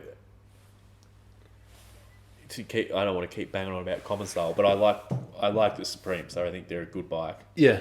For me at least, they kind of seem to fit me. Yeah. So I would say that geometry wise, as set up as a downhill bike, it had like the front end, at least the rear end's totally different, but the front end's got a bit of Supreme. Yeah. Just got influence. Inspiration. Yeah. Yeah. I don't think it's like, why change a winning team? Do you think? Yeah, like, yeah, something yeah. works. There's no point like trying to change it for the sake of being different. If you know something works, there's no point in trying to avoid it because you're only going to do yourself. Yeah. Make problems for yourself. So V1 was a bit of a monster truck. Like it was not very Supreme. Influenced at all. Like it was kind of a bit grim donut. Paper, a little bit grim donut. Yeah, a little bit. Not so extreme, but yeah, a little bit. And then V2 we bought back in. We're like, we'll make it a bit more generic. But it wasn't right. It was a bit too short. That was the one that I bought here in September. So was it? Yeah. That was V2. So I was because my next question was gonna be like going into when I look at the bike. Obviously, the things that stand out is the quite obvious gearbox on the bottom of this one. Yeah. But when did you introduce? Because you had the dropout anyway. You've got the option to go with the conventional drive chain as well. Yeah. So did all versions have the option, or was it from V2 that you got? So what was it? So V1, it's a bit of a work of art. It's sitting in Nigel's shed at home. But like it took like a week to assemble just because everything was proprietary. Yeah. Fucking everything. Washers, bolts, everything we like laid up. But version 1, it could house a pinion or a conventional bottom bracket. So I made up a conventional bottom bracket, like bolt in. Yeah. But all the lattice section was all chromoly. So it was like water jet cut out of chromoly plate, but welded into the frame. And it was actually quite beautiful. Like the way it flowed and whatever was really, because it was proper handmade. Yeah. Down to everything. I mean, Nigel was cutting stuff with an angle grinder, like in his hands, like proper handmade. Yeah. And then version 2, but like you were saying, it was a bit grim donutty. Version 2, we scaled back, but the geo wasn't right. Like it was, the axle to crown was not, like the design of the axle to crown wasn't really designed around a dual crown. Mm-hmm. So when you put a dual crown in it, it kind of stood itself up. Yeah. And because it stood itself up, it looked short because as soon as you stand it up, effectively the bars are coming back at you. Yep. So it was good, but it wasn't right. Yeah. And it used like 3D printed frame lugs and shit, which were good, but not ideal. It just made the frame feel real stiff. So it was kind of like the geo started to get a little bit better into version 2 than version 1. Yeah. But we started to incorporate things that were less desirable. Yeah. Like the V1 frame felt, like the way it felt was very nice. It was just the geo was a bit off. Yeah. And then we made... I guess it's come a long way between 2 and 4. Yeah. When I first sort of saw you over here in September, it's come a long way since then because we made a V3 for cans, which was straight after that. Yep. I think I just saw pictures on the internet. Yeah. And like that was a good frame. That was very similar to this. So rear end kind of similar. Got rid of some of the 3D printed lugs, but had others.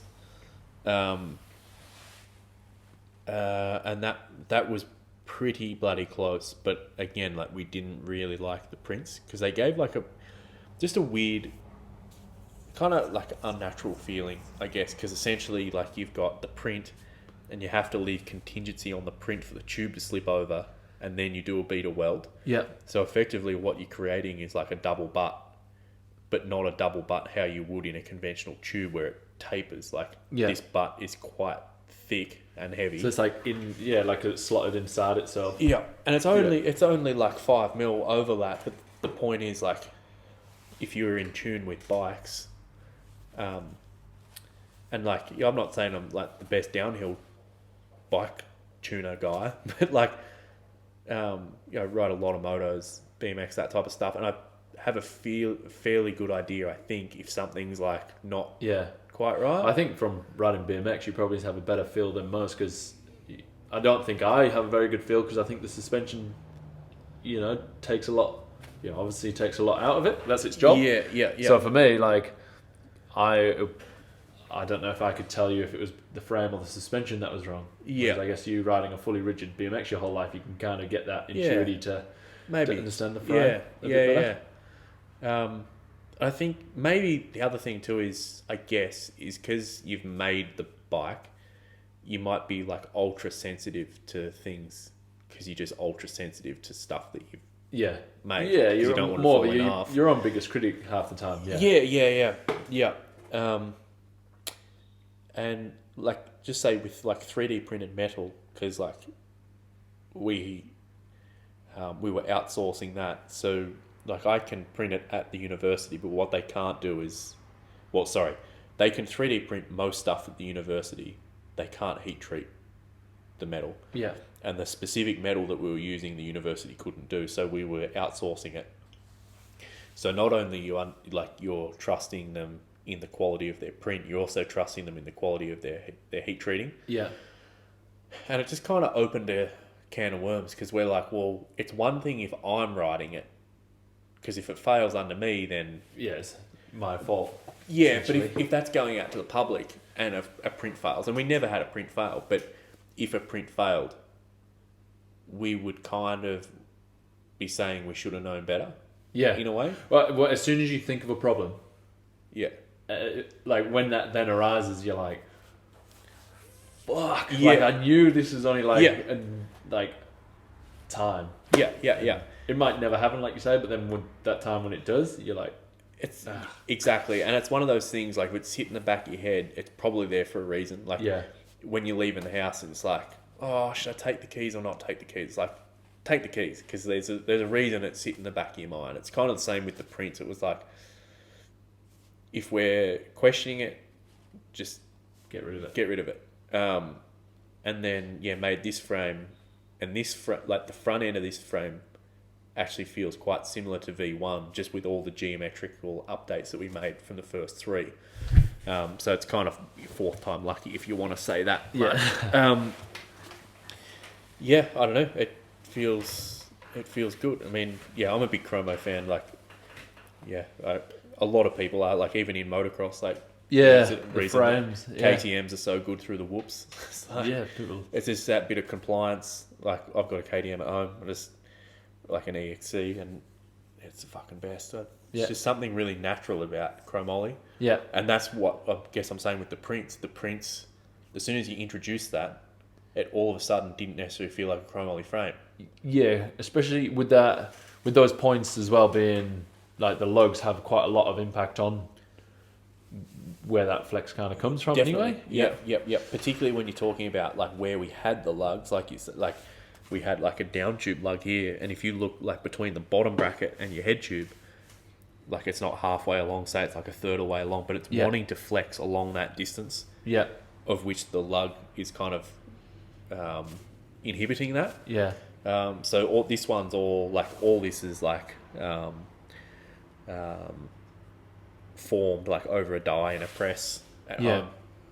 So it's all pretty cool. So going back to the gearbox,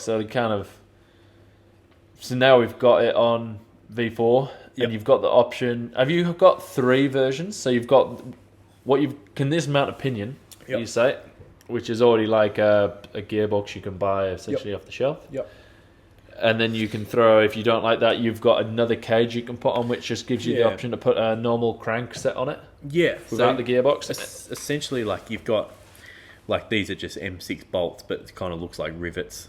So like this riveting pattern around here, if you undid these, that whole arse end of the bike, I guess, like the whole bottom bracket section will drop out. Yeah. So if you want to run a normal bottom bracket, you can just put plates in that has a normal bottom bracket incorporated, so you can just run your normal cassette at the rear wheel or single speed if you want. If you want, you can put in plates with a pinion pattern. Yeah. So it just looks like half that, I guess. Okay. So you just bolt your pinion straight in. Or if you want to run in the future my gearbox, you put in the plates that adapt my gearbox. So it's the plates that you'd be swapping out. Yeah. So let's talk about your gearbox, because that was kind of, I guess, one of the biggest, probably one of the most exciting things to me anyway on the bike is your unique gearbox, which you've put like a nice clear case on. Hey George, here we go, mate. You've got like a nice clear case on, so you can see the workings of it inside. So it's not we're talking about the was it the Honda G-Cross team the other day, and they had all that enclosed, and you couldn't see what was going on. But so what would you call that? Like, what would you compare it to? So you've got the cassette in there that moves kind of independently to the chain. So you've always got a straight chain line on the inside. Is that right? That's kind of the ethos behind it. So I was racking my brain about this for a while. I mean, to go back a step, and it's kind of funny, like on the V1 frame, like it was just sitting in the WRP workshop, and one night I was like, because I've always had this thing, like the current gear technology is a bag of shit, like with stuff hanging off your rear wheel, it's just no good. Well, that's going back to your first, your first thing of the center hub. Yeah. A bit, yeah. There's just something with the drivetrain on it. It's just not ideal. And like the V1 frame I had sitting there in the WRP workshop one night, it was probably too late, hence why I might have been fucking, I don't know, daydreaming a little bit or whatever, but I was looking at it, I'm like, you might have seen it because it got a big bike and that, but basically I just had like a derailleur hanging off like the main pivot. Yeah. And it was a pretty wild setup, like it was all on the left-hand side, like with jack shaft across. But it was mainly just an experiment. Like, I wonder if there's something to this. And then, obviously, Pink Bike were like, oh, we want to run a story, blah, blah, blah. And it was so... Because I, like, 3D printed some stuff up just that night and whacked it on. I was like, holy shit, it actually works. And that was kind of it. But after then, I was like, oh, well, there's obviously something to gearbox. Like, obviously people want this. Had a couple of different reiterations and fucking around, and then was really like Nationals 2022 down at Medina. I don't know, it's something, and this goes back to the snowshoe thing. Maybe I don't know what spurs on ideas, but definitely like when you're in a bit of a I don't know what the right word would be, but when you're in an event, it's kind of like, I don't know, your endorphins are high and your creativity go, I don't know what it is, but I was camping down there, like in my swag, whatever, and I was just brainstorming gearbox ideas, and then the thought of if the chain line could stay straight and it was the gears that could move in front of it, then that would be very good. Like, you're limited obviously with space, and that's why it's not done at the rear wheel, and like you've got so much chain between the rear and the front that you can accommodate that chain kink. But in the gearbox, because that's the main contention, right? Like, the problems that I was coming up with was that, like, well, how do I contend with the chain kink? Like, you've got to have like so much range over such a short distance that you're just spitting chains. So I was like, well, if the chain can stay straight and it's actually moving the gears, then I think that's the ticket. And that was really the breakthrough. Not that I had the whole gearbox in my mind, but like that was the breakthrough. Something to concept. play with. Like, okay, you've got to make the gear, like the cassette move instead. So can this change on the fly? Does that chain always spin, or do you have to pedal to change gear as well at the moment? Okay, so as it currently sits, I've got to change to... You got to pedal to change. I've got it, But in the very near future, and like... so this is obviously sitting in the V4. I've had this because I've been working on it for a while. This was made pre V4, so I've had this in the V3 with an iteration of the center hub in there, so you can change whenever you want.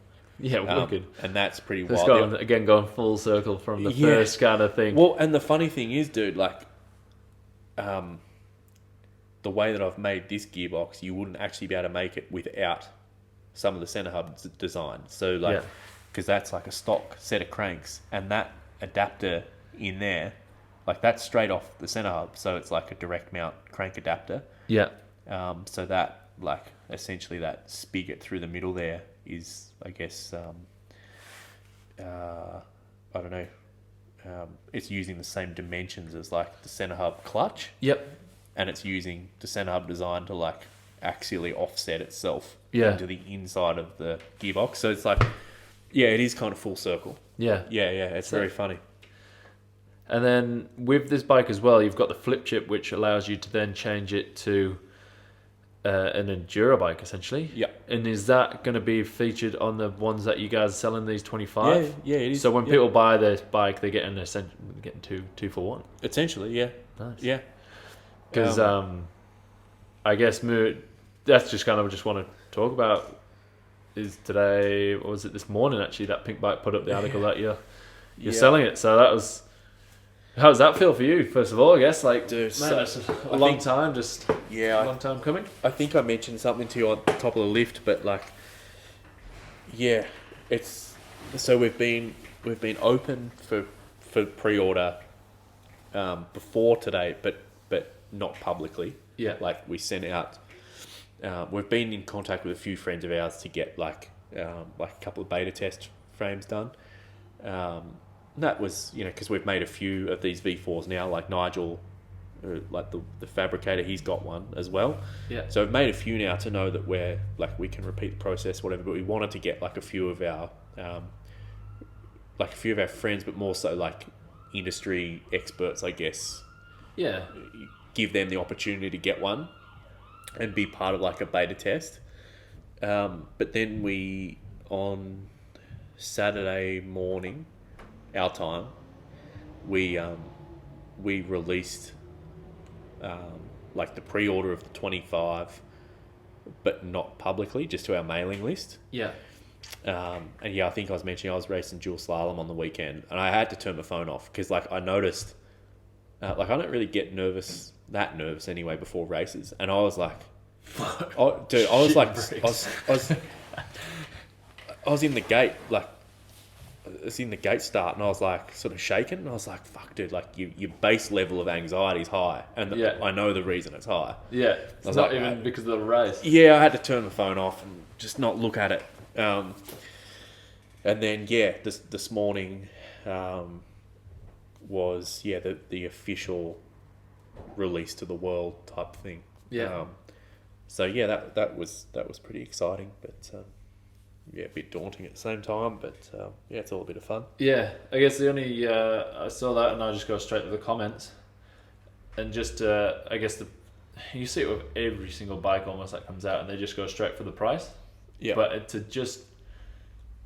going to try and justify it for you. And okay. You can, try tell me where I'm going. But yeah, I think like I guess because we've talked about the whole process, I guess it's easy for people to understand now. But you're not, for one, you're selling 25 bikes. It's not that many. But also, you're not talking about something that... it's not like it was free to make and you made it overnight. Yeah. Imagine if you didn't have all your other products that you were selling and this was the only thing you'd been working on. And what like how long you've been working? Just 3 years? Just over 2, but yeah, pretty well full time on the so bike. Like 20... So... It's 9,000 Australian. Yeah. And you're selling 25, so that's like 225,000. Yeah. Just all in. And there's 3 of you at Trinity. Yeah. So divide that by 3, divide that by 3 years. Yeah. There's your annual wage, and that's fuck all, and that's not even including all the cost of making the frame. So it's like, if you do the math like really quickly, suddenly not actually that much money, and it's like, how, if it was any less than that, how would they even possibly make the bike? Well, yeah, there's so many points to that. I mean, first of all, first of all, it's comparable to say a V10. Like I think a V10's like what 8.5 or something. And yeah, that was not even comparing it to like taking other bikes out of the question and like just as like a point of somebody trying to make a living out of something. Yeah, and like the other, it's still not going to make you like. And like the other, like as far as like I don't want any of my time paid back. Like I would do it. I'd be doing it anyway because I enjoy that stuff. Yeah. So I'm not looking at it as like just the price of the bike has to pay me back for the last 2.5 years of development. That's not. You probably like, I don't count the hours you put into it.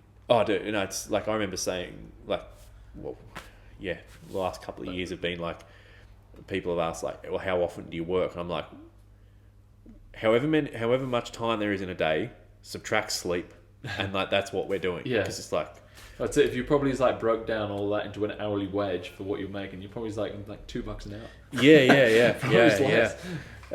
So I don't want to be paid back for any of the time, but it's more so like, I've had a few people be like, you should be charging more. I'm like, no, like we don't want to be charging more. But I mean, there's so many points to it. But like you were saying, you're kind of getting 2 bikes for one as well, and something that's handmade. And like the other thing is too, like, I don't care if you don't buy it. Like you don't have to buy it. Like, I don't care if we only ever sell 3 of them. Like, I don't care. I'm not in it, and it's the same for WRP. Like I'm not in it to make money. Like it's like all in like net for WRP. Like I haven't made money off it because anything that I have, I just put it back into the next product. Yeah. So it's like WRP hasn't made a cent. Yeah.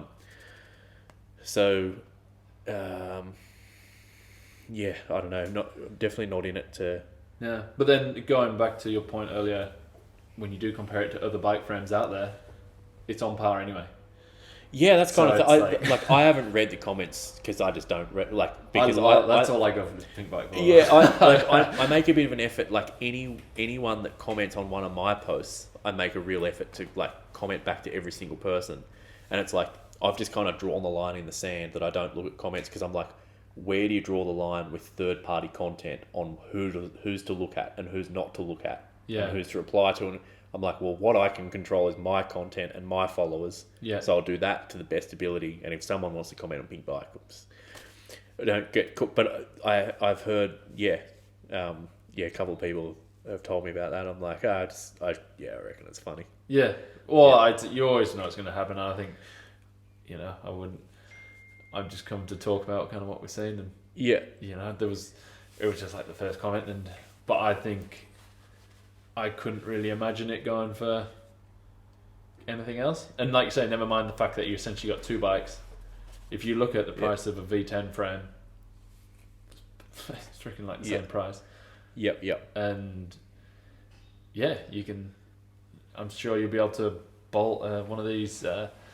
New drivetrains to it, hopefully in the near future. Yeah, that's the plan, and that's certainly a plan that it just sort of bolts straight in, and in some ways, like, so you're not getting 2 bikes, you're getting onward bloody support. Yeah, and like part of it is kind of a bit of investment, I guess. It's like, well, not like I said, we're not in it to sort of make money. We're in it to push the development. So I guess it's, I don't know,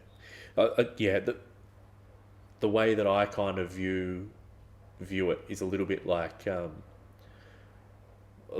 Pro Circuit in motocross, right? Like Pro Circuit started off, such a good example. Yeah. You look at the guys that Pro Circuit have had on the team, but even still support, right? Yeah. Like Carmichael was on like the Spitfire Kawasaki or whatever.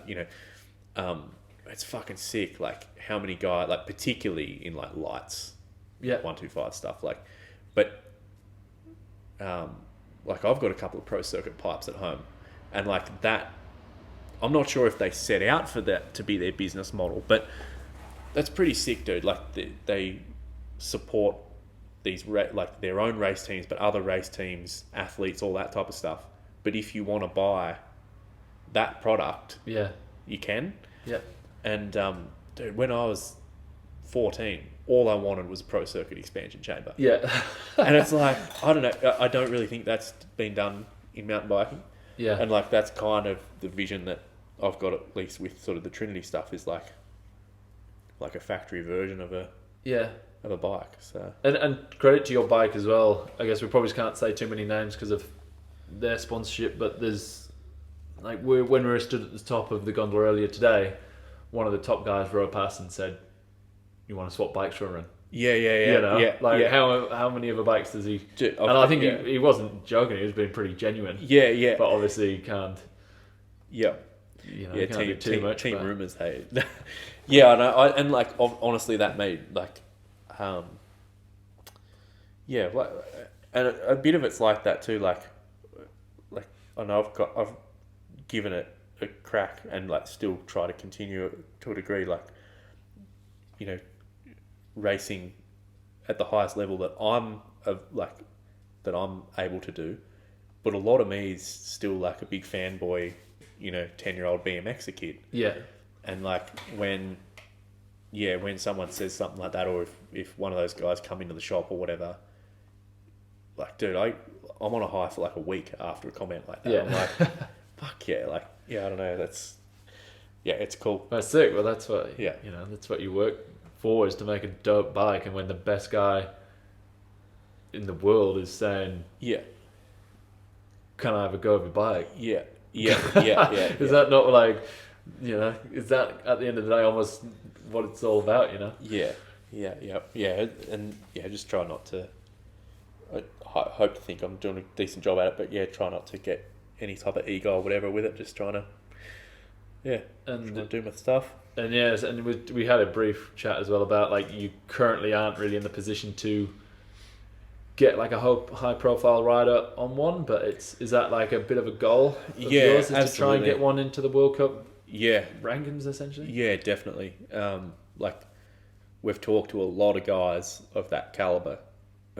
I guess where we're at with it is like, this isn't funded off a trust fund or heaps of investment or anything like that. So, I'd love to say to whoever, like, here's a free bike.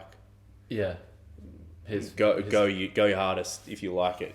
But like, we don't really have that financial backing. Like a lot of it, I guess, has been backed by WRP finances. Yeah. But WRP isn't a big company. It's just me and my worker. Yeah. And soon to be another. But it's not a big company at all. So we're just trying to stay humble and push what. Not just what we think's the best, but also listen to other people and try to get a really cool product. But. And moving forward, you are like playing with products. You got the stem on your bike now, which that's not available yet, eh? Yeah, that stem's available. Oh, the stem is available. You can buy that online, yeah. But what you did post the other day as well was the top crown, which we're talking briefly about, which has more of like a motocross bar mount style, which is not available yet. No, not available yet. Something that you're very playing around with. Yeah, my intern Mitch, he did a really good job on that. So I've had that idea for a while. I think a lot of guys like in the sort of elite downhill rankings have been talking about that type of idea. Yeah. Well, not necessarily that idea, but just basically flexing the bar. Yeah, I was going to ask, what's the advantage? Is it that flex aspect? Yeah, it's more like damping. Yeah. So it just dampens the forces through your bars. Yeah, because when you run, so the way they work is it's like you got the bar clamp, and then rather than a bolt straight into the top crown, it's actually like a rubber. Yeah, it's like a rubber cup. That runs the whole way through, and you got a bolt that essentially goes the whole way through. So if you know a motorbike bar, it's exactly the same. But if you don't know a motorbike bar, it clamps slightly differently. Yeah, and again, like it's back to that point. Like I just want to be one of those guys that rides everything and kind of just understands a bike. But the top crown on a mountain bike has always kind of puzzled me. Well, like to give a brief history, I guess, like I don't know what year it was, but it was like early 2000s. Because if you look before then, like a lot of downhill bikes had basically a generic steerer mount stem. Yeah, they just went straight to the steerer, but there wasn't anything necessarily holding the stem to the top crown. Yeah.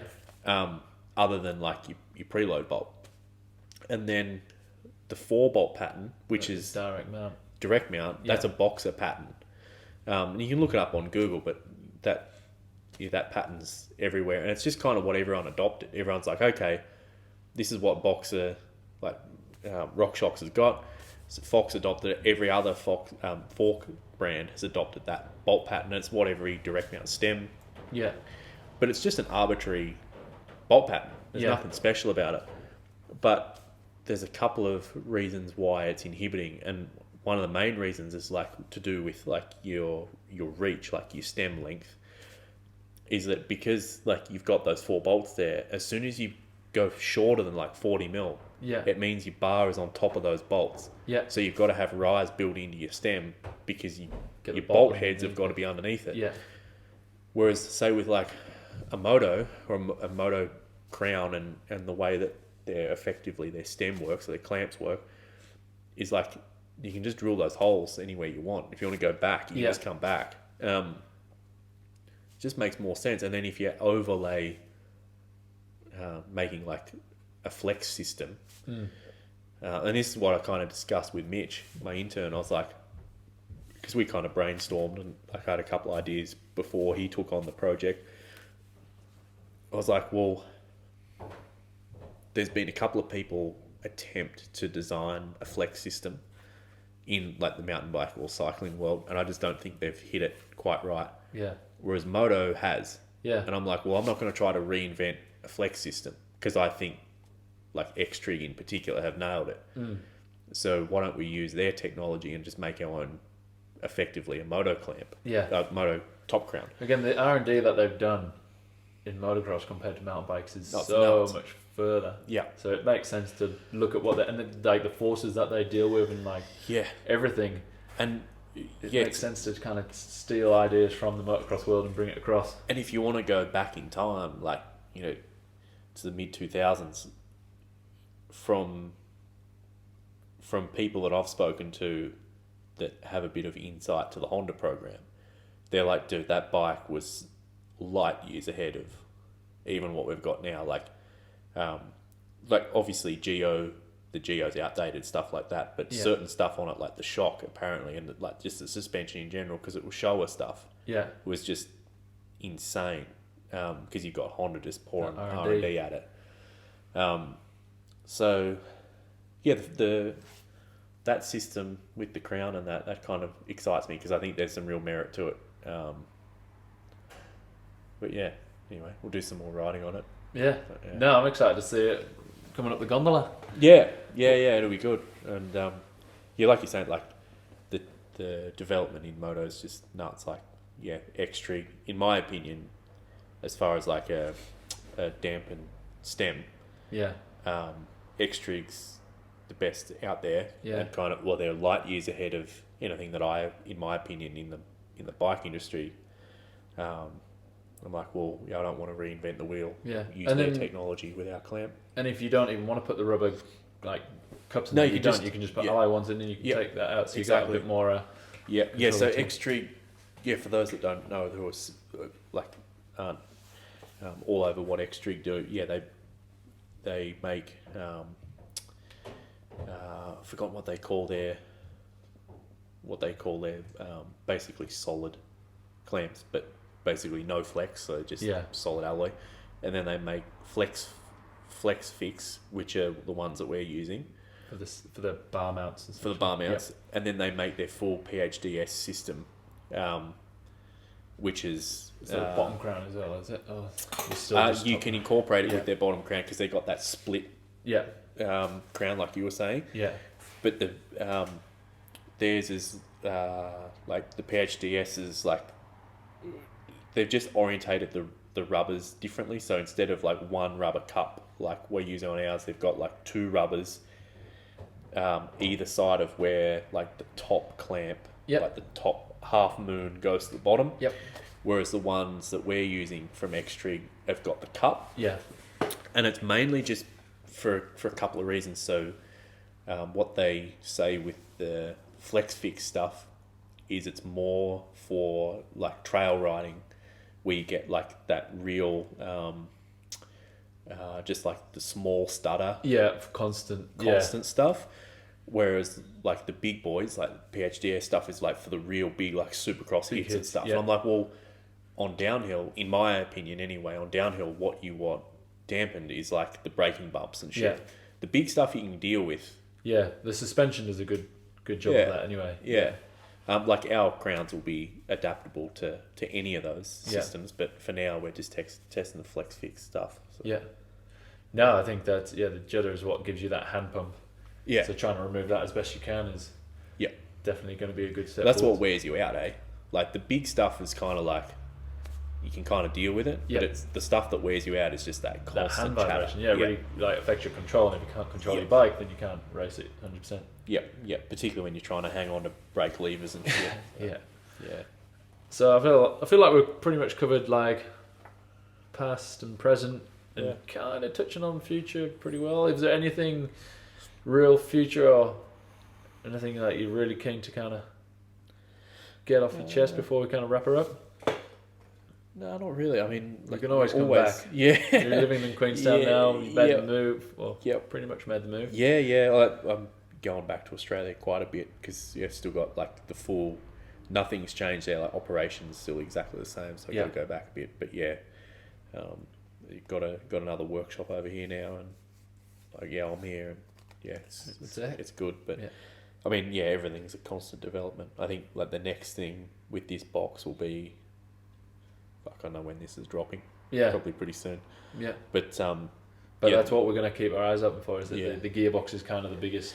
Biggest project on at the moment. The cool thing is, kind of cool, kind of daunting is like where it's at the moment is like stage 1, and where I've got it to sort of in virtual space, like in CAD in the computer, is like stage 3. So it's like it's barely sort of scratching the surface of what it's going to be, and a lot of it comes down to time and money. Like it's like you've got to take necessary steps to move to the next one. It's like there's no point jumping to step 2 or stage 2 when you haven't proven the structural integrity of stage 1. Yeah. So, like I've got more parts. Like I was back home just the other week making a whole bunch of stuff that I've got sent over. So that'll be here tomorrow that I'll be putting in that. And then basically that whole front system there will disappear. Like that'll be all different.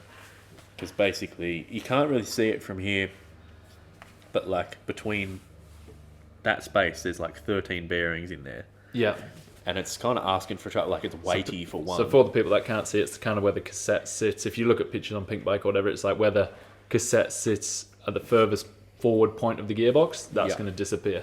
Yeah, so we'll have like a replacement system in there just to make it a lot more simple. So from what was 13 bearings, we've got down to 4, which is good. Yeah. And then effectively in this one, you've kind of got 2...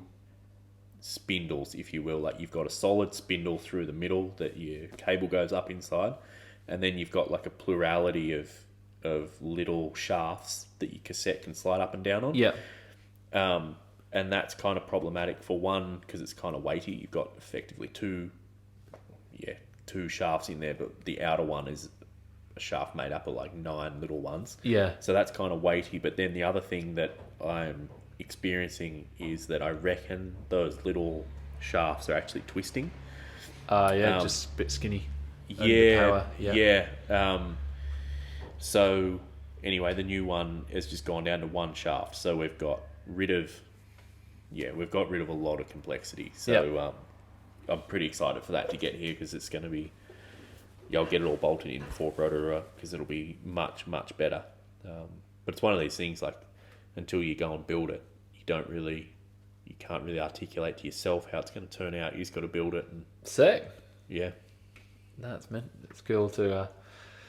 I feel like I'm quite lucky to be somewhere I can almost see the process. Oh, I feel lucky to be sitting here sort of chatting to you about it too because like I was saying, like I don't know, at the end of the day I'm just a bit of a fanboy. Yeah. Like I'm a bike rider at heart, but like I was only here a couple of years ago writing that thesis in Macca's, so at the end of the day I kind of feel very fortunate. Leaning over a complete bike with a gearbox hanging out. Yeah. Exactly. So best place for people to see continuation of the bikes and stuff is Trinity got its own Instagram page as well? Yeah. It's I shouldn't say it's been hard, but like we're trying hard to delineate so Trinity's the frame. Yep. The gearbox is a WRP product, but obviously it's adaptable to the Trinity frame. So there's a bit on both pages. The gearbox stuff is mainly on the WRP page, and all the other linkages and stuff we talked about is WRP page. But either or, though, you can see it. But, yeah. Sick. Well, we've been going for almost 2 hours, so we'll wrap it up there, and I'm sure, I don't know, we might be having a chat in the future about we've talked a lot new of turkey, bikes. mate. We have talked a lot of turkey. That's for sure. Well, cheers for your time. Thanks, we'll man. catch you at Bondi tomorrow, no doubt. Yep. Sick one.